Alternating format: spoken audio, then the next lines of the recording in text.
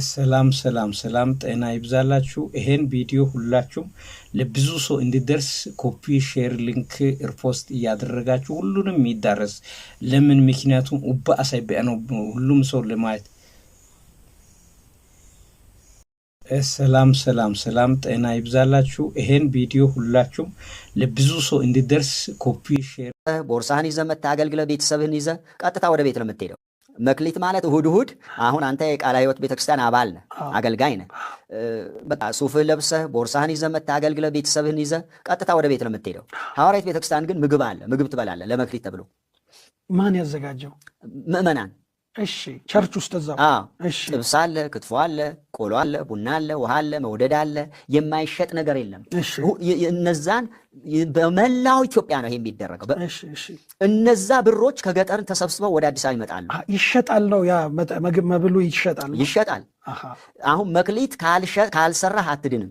ብላና ክፈል ነው ተገልገል። አዎ፣ ይሄ ነው በጣም እንዲፈረጥሙ ያደረጋቸው በኢኮኖሚ። ካልሰራህ አትድንም። አሁን እሱን ክትፎውንም ምሳውንም በልተህ እሱም ከደህንነት ጋር ግንኙነት አለው። እዛ ሐዋርያት ቤተክርስቲያን አጠገብ ያሉ ነጋዴዎች እንዴት እንደፈዘዙ አላውቅም። እነሱ ግብር ይከፍላሉ፣ እነዚህ ግብር ሳይከፍሉ ይነግዳሉ። ምን ሆነው ነው ሆቴሎች? ምን ሆነው ነው ሱቆች? ውሃ እንኳ አይሸጡም እኮ። በሃይማኖት ከለላ ነው። በሃይማኖት ከለላ ንግድ ነው፣ ከፍተኛ የሆነ ንግድ። መክሊት ይባላል። መክሊት ይባላል። ስለዚህ ሰው ተበድሮ ተለቅቶ እዛ ቤተክርስቲያን ውስጥ የሚዘጋጀውን ድግስ በመብላት እና በመክፈል ለደህንነቱ ደግሞ ማሰብ አለበት። አሁን ካልበላህ ሌላ ጽንፍ ይያዝብሃል። ይሄ ሰውዬ ምን አስቦ ነው ትባላለህ። ከድነት ጋር ግን ያገናኙታል።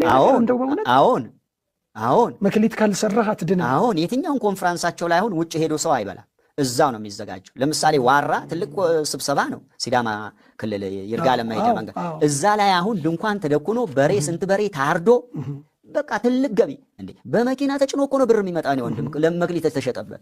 ገንደባ የሚባል አለ ወላይታ ውስጥ፣ ሀዲያ ውስጥ አለ፣ ጉጂ ውስጥ አለ፣ ብዙ ትልልቅ ኮንፈረንሶች አዲስ አበባ አለ።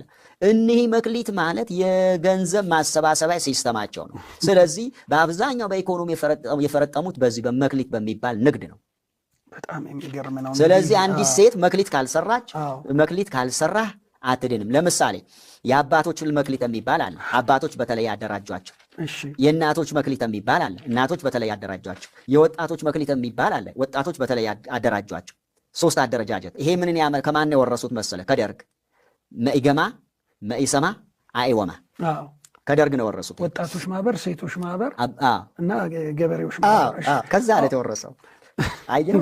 ስለዚህ ይሄ መክሊት የሚባል ነገር ኧረ ኢትዮጵያ መንግስት የሚሰማኝ ከሆነ ስለ እግዚአብሔር ስለ እግዚአብሔር የገቢ ማስገኛ ነው። ትልቅ ንግድ ነው። እኔ የገረመኝ የስትራቴጂው አይደለም ከድነት ጋር የተያያዘበት መንገድ የጥንቷን የካቶሊክ